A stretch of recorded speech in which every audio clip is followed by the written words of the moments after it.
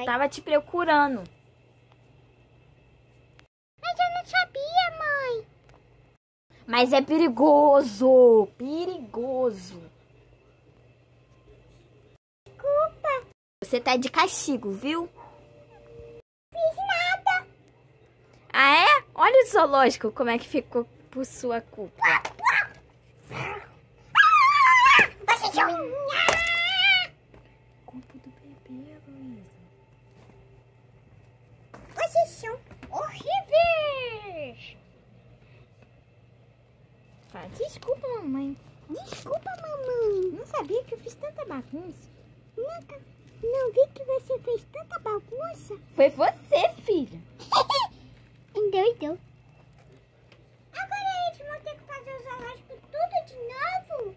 Claro que sim. Você tá de castigo e a gente vai embora correndo daqui. Mas e a polícia? A culpa foi sua.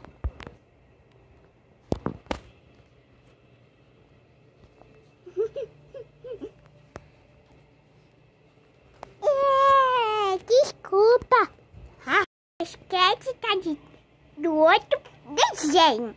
Agora vocês vão ver a parte 3 ou depois a parte 4.